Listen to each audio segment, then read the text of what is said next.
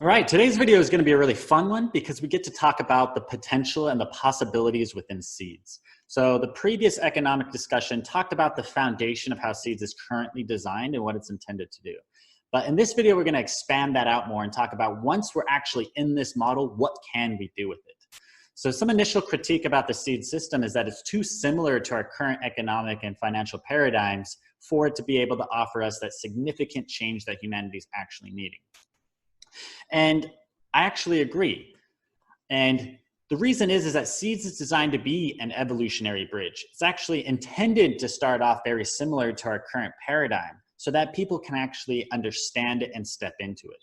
So that's why we use a token that looks like a money token rather than trying to get rid of money altogether in that way of thinking.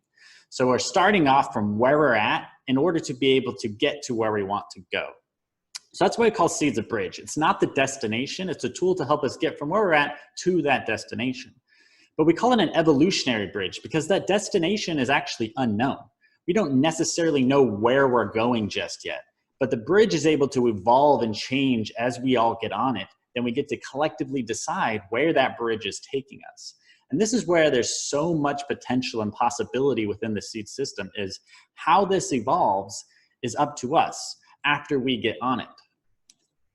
But it's really important that it starts off similar enough to what we have today so that people can actually get on to that bridge. So many really amazing paradigm shifting ideas for how we could change our economic systems.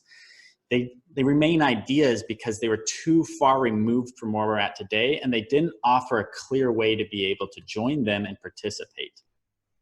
So that's what Seeds is trying to do differently here, is start off with where we're at in order to be able to get us to a completely different place.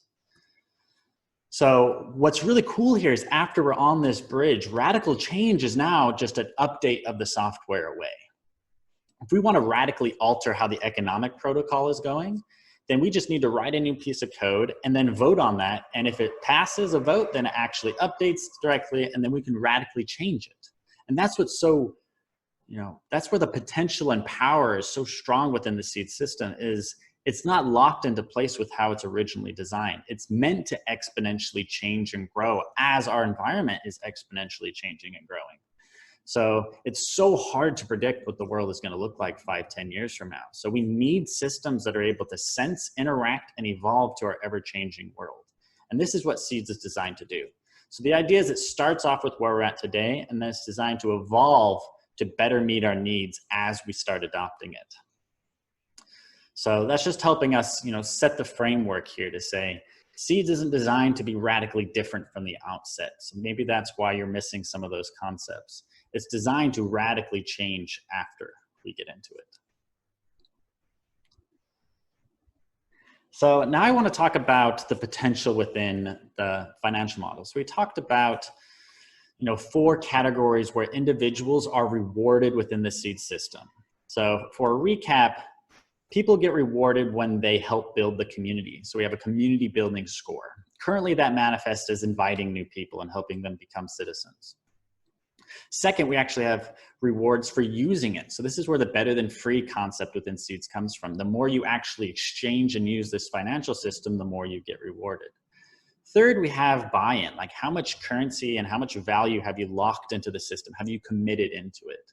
So this is the same as proof of stake in other systems, and it helps us have a financial stake invested into this system in order to be able to get rewards from it and have a voice.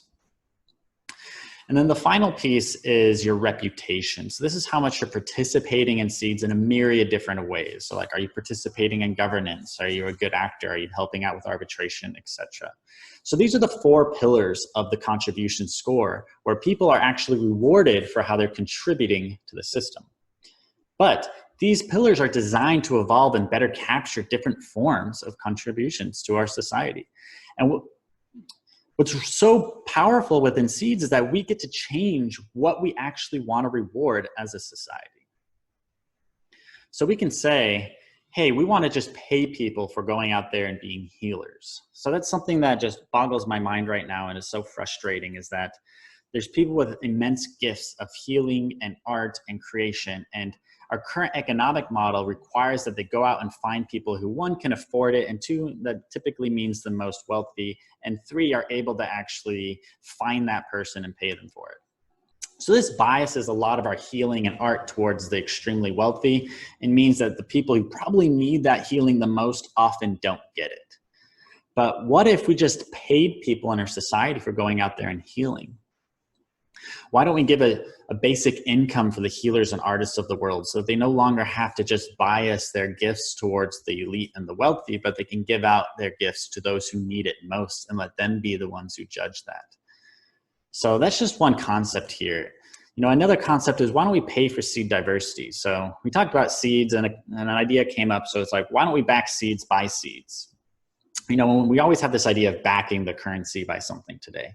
But what if, instead of doing that, we just paid a seed bank some currency for the more diversity they have? You can imagine they might get 100 seeds a month because they have 100 different types of seeds in their seed bank. But if they increase that to 101 seeds, then we'd get 101 seeds a month. So what we just did is we financially incentivized that seed bank to increase its diversity. So they don't have to hold on to the seeds. They can still make sure that they're flowing and giving those seeds out and people are actually planting them. But we just created an incentive for them to increase the diversity of their seed bank. And where this ends, where this concept ends, is we can choose all of the ideas and behaviors that we just want to directly finance, and we can call that a contribution to society and just pay for it to get done. And this is something that we can build right into the code base, which is so phenomenal. We can say that, for community building, we can just pay people a basic income for them to be the stewards of their community and actually put on events and tell people about it and help spread the word. So we can just finance that as a role that's existing within Seeds. And for the parallel here, it's as if we had a direct voice in the Federal Reserve. It created almost $3 trillion recently, and we didn't get a direct say in how any of that money was spent. But we can imagine that we're saying, you know what, why not 100 billion of that go out to people who are just going to go out there and start planting trees, go out there and start healing people? The potential for us to do this is here. We just don't have the tools to be able to coordinate around these ideas. And this is what Seeds is designed to do. So that's what's, this wrapping up this context here and this idea is, we get to change how we value a contribution and directly reward people for that contribution. And what we consider a contribution can evolve and change over time as our civilization does. So expanding on that idea, we can directly incentivize and finance regeneration. So Seeds is already doing this in a myriad of ways, but it's so important that we drive incredible value towards regenerating our planet so that we have a livable planet and that society and civilization can continue. So building on top of what we've already discussed in that first video is, we can reward bioregions for how regenerative they are. So bioregions are already getting rewards for how much they're contributing to the system. But we can change that to say, okay, you're getting rewards, how are you spending them? Is diversity in your bioregion increasing? Is the soil quality increasing? Is the water getting cleaner, et cetera? We can track these metrics to say, how regenerative are you being as a bioregion, and then reward them with more money based on how regenerative they are. So if we're giving them money to be regenerative and they're being more regenerative that money, then they get more money. So we just change the financial incentives for now people to think, okay, if we want more money, we need to be more regenerative. Because that's how our current financial system works. It gives incentives to those who are going to follow that pattern. And currently the pattern is, you get more money when you're making more money. So you figure out the way to exploit the most as possible to get the most money. But if we change that incentive from exploitation to get the most money to regeneration to get the most money, then we can start at the very foundation of that incentive model and switch it. And that's what's so important, is our civilization is so focused on growth and doing and getting things accomplished that the sustainability movement has failed dramatically because it's trying to fight against that momentum. But what we want to do here with Seeds is align to that momentum, but just shift the outcome. So instead of degenerating our planet with our collective efforts, we're regenerating our planet with our collective efforts. And how we do that is by starting at the incentive system at the foundation. So there are some allies that we're working with right now that are working on a series of metrics of understanding regeneration, tracking it, and coming up with different scores of saying how regenerative a bioregion is. We can use these metrics and directly compensate bioregions for the regeneration. And I think it's a very powerful tool here. Next up is this idea that we need to decentralize and equalize our financial and economic systems. We need to reverse the concentration of wealth, voice, and power that our current paradigm has brought. The financial systems today are more unequal than they've ever been throughout any point in history. And this isn't some interesting place that we found ourselves in. It's actually baked into the foundation of our financial systems. They create feedback loops that concentrate wealth and power. So many of you understand the power of compound interest and compound finance. And that's the idea that the more value you have, the more value you get. And if you create a feedback loop that those with wealth and power get more wealth and power and have the ability for further wealth and power, then it's obvious that the outcome of that system is going to be the concentration of wealth and power into fewer and fewer hands over time. So that's at the foundation of our current systems, or ones that concentrate wealth and value. What we need to do is go to the very foundation and rewire that so that as a system progresses, it further decentralizes and equalizes wealth and power over time. And how we do this is in how we distribute rewards throughout the system. So bringing it on to the idea that we've talked about in the first economic video is how we distribute rewards based on how people are contributing. And we do this in a percentile fashion. So if you've contributed half of all the contributions within seeds, which isn't very it's not very likely or possible that one account could do this, but let's pretend that it is, and they're doing half of the contributions, they're still in the 99th percentile, right next to that person who might be doing 2%, but was still the second most contributing account. So what this does is it distributes equal value to people who are in these percentile distributions so that over time they equalize. And we do this with bioregions as well, so that relatively poorer bioregions, let's say a community in Africa who's moving objectively less transactions than a community in Europe. So standard economic activity in Europe might be 100K per person per year. Standard economic activity of a town in Africa might be 2,000, right? So they're very different. In our current paradigm, they would stay different, and actually the feedback loops ensure that they're becoming more and more unequal over time. But if we break them down into a percentile distribution, now that community in Europe is in the 99th percentile, while that community in Africa might be in the 2nd percentile. So now we've removed infinite degrees of separation and narrowed it down to 99 degrees of separation. And what this is going to do is give relatively more value to that African community. So yes, they're getting objectively less seeds, they're getting an objectively smaller reward, but relatively speaking, that'll be a larger amount for that community than it would be for that wealthier community. So then what we'll see is over time, as it's distributing value this way, it tends to equalize and decrease the gap between the wealthy communities and the poorer communities. And this is the same thing within individual accounts and every way we're distributing rewards within seeds. And as we talked about being able to evolve this, it starts off with 100 degrees of separation, but we might choose as a community to reduce those degrees of separation to 50 or 25 or what have you.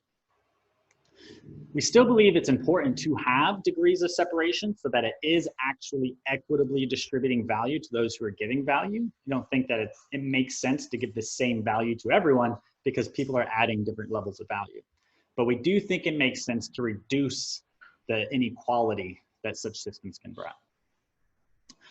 I mean, one example right now of this abject inequality is the idea that a CEO of one company can be getting 360 times the average pay of their lowest paid employee. And I'm under the impression that one person can't actually be 360 times more effective than somebody else within the same organization working the same full-time job. So that's what we're just trying to do here, is remove and reduce the levels of inequality so that over time it further decentralizes the voice and value within the system. Next up is this idea of unplanning obsolescence. So some of you might have heard of something called planned obsolescence. And when I first heard of this, it completely boggled my mind. And what planned obsolescence is, it's industry and manufacturers actually build into the products they're designing a lifetime for them to break down. And over time, it's actually getting shorter and shorter. Cars that were building in the early 1900s lasted longer back then, and some of them still run today, than the cars we're building now. You know, Apple just got called out for building into their iPhones updates that actually break them down. You know, they came out with an apology, but what we need to do is not just get mad at companies for doing this. What we need to do is rewire the incentive that causes that behavior in the first place. And where it comes from is that organizations and manufacturers, et cetera, they make money for selling products. They want to sell it to you, and they don't care if it ends up in a landfill, if it gets broken, or if you put it in your storage closet and you never use it. So this is creating an advertising industry that's trying to sell you things you don't actually need. So we've created this whole economic system that's all about selling you stuff. They don't care if it's garbage. In fact, they want to design it to break down so you have to keep buying more of it. And they want to convince you that you need these things, even if you don't. So this has created a condition where we're basically turning our natural world into garbage and filling up our landfills, filling up storage containers, and just creating a ton of junk and useless stuff. But what we're talking about in seeds is the ability to rewire what a contribution is and rewire how we reward contributors to our society. So what if we built on top of the Internet of Things? So the Internet of Things is this concept that almost every device we have today, from our phones, our laptops, our fridges, every piece, we actually can track the use of them. We could see if someone's actually using that product. So this is a scary concept for some that don't like the Big Brother idea. But if we have control over this, we can do beautiful things with it. For example, we could track how much is being used and give a micropayment to the manufacturer. So we can actually reward the creators of goods and services and of these products for when they're actually used. And this small change can have profound consequences, because if we actually are rewarding people for things that are used, we now remove the incentive to sell people things they don't actually need and they're not going to use. You're going to make less money if they buy it and never use it, if they buy it and it ends up in the landfill, right? And now we've actually added an incentive to make sure that product has a long life cycle. Because if you build one thing one time, it has a cost to you building it. And then if it works for 50 years, 100 years, you're going to keep getting paid out for that one product for as long as the life cycle that it has. So now as a manufacturer, you want to build things that are going to last forever. You want to build them so they're high quality, they're durable, they can be repaired easily, right? And now we can actually build an incentive for sharing. I use lawnmowers as an example, but I don't like lawnmowers because I think we should be growing food, not lawns. But currently, manufacturers, they want every house in a neighborhood to own their own lawnmower because that means they bought more lawnmowers. But if the incentive changed, what you actually want is one lawnmower that's being used 24/7, right? One lawnmower, less of a cost, used all the time, more revenue. So now as a manufacturer, you want to go to that neighborhood and say, hey, I'm going to sell you as a neighborhood one lawnmower, and then you're all going to use it, and I'm going to make more money that way. So we've just created an incentive to set up sharing economy systems. So you actually build incentives into it to make sure that that product is, one, going to be durable, is two, it's going to be quality and it's going to last longer, three, that more people are actually using it and need it. And maybe even as a manufacturer, you're going to take care of repair itself because you want to make sure it's up and running so that it's continually being used.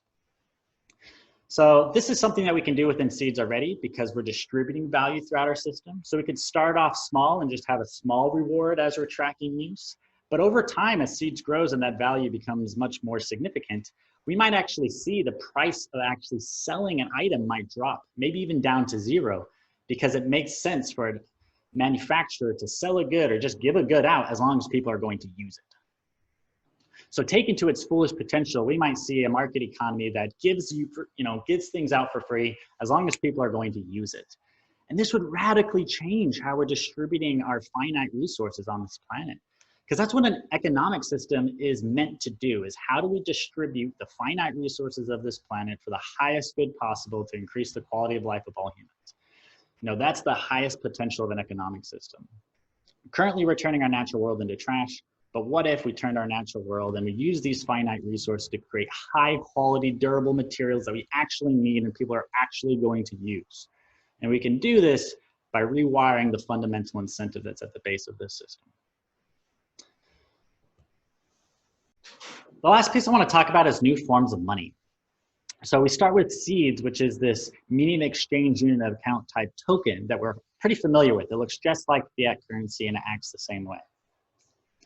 But that's only the beginning. We can radically alter how we exchange value within our systems. So we have one idea that we've been playing with within the seeds and hypha communities, and that's this idea of a gratitude token. So to give you an understanding of what's possible, I want to share a little bit about this token and how it works. So a gratitude token is something that every member within the system receives at the beginning of any type of period. So periods within us are moon cycles, so they're about 29.5 days. So at the beginning of that cycle, you receive, let's say, 150 gratitude tokens, okay? And these tokens don't mean anything if you hold on to them. They only have value once you share and you express that gratitude. So what this does is it's creating a culture where you're looking for things to be grateful for and you have something to give that doesn't cost you anything to give. Just like today, it doesn't cost you anything to be grateful, to give a hug, to express gratitude. And in fact, it's something that's mutually rewarding. And that's what we want to build into our financial systems, is how do we make giving, receiving, and build that right into it. So that's what we're experimenting with this gratitude token. So what it is you get a certain amount at the beginning of the month. It doesn't count for anything unless you share it. And then at the end of that period, we actually track where did all the gratitude go, and then distribute that currency, that value token, based on who received that gratitude. And then the cycle resets itself and everyone gets a new distribution of gratitude tokens to give out. Now how this works is now that everyone in the system now has something valuable to give. So we talked about the healers and the artists at the beginning of this who have a difficult time charging for their gifts, but they still want to give it. Now, they don't have to necessarily charge for the gifts. They can go to any member within the system, give them a gift of healing, of art, whatever they're feeling so inclined to be able to give, and be reciprocated with this gratitude that doesn't cost that person anything. And now everyone has gratitude to give. So you don't have to bias your healing and your art towards the wealthy. You can give it to anyone who needs it the most. So we can radically change how value is distributed within our communities. And this is only the beginning. You know, gratitude token is an experiment we're playing with, but there's so many different ideas that are coming up within seeds and hypha all the time of different ways we can capture, transmit, and share and store value. So we're starting off with seeds because it's what we're most familiar with. It's a medium exchange currency. We're going to start building in gratitude that fundamentally changes how we distribute value to each other. But we can keep going with this concept, keep building in different ways of capturing, storing, and sharing value. And it'll be really, really cool being able to co-create that with you guys. So to close this up, we want to hear from you. This is a co-creative, co-evolved, collective project. Seeds isn't owned by anyone. It's something that all of us are building right now. So here's some ideas that I laid out with different ways that we could evolve seeds to better meet our needs. But again, this is only the beginning. So I want to hear your ideas. We want to hear your ideas. Bring them to the table. Bring this wisdom to the table of how we can use this framework to build a civilization, to build a financial system that serves us, that serves humanity, that can regenerate our planet and build that world and civilization that the 21st century would be proud to have, and that is required to make sure that humanity continues and that we don't collapse. So looking forward to hearing from you. Make a video, talk about your ideas, share it back, make a comment on this video, and let's co-create something that really, really works for us. Thanks.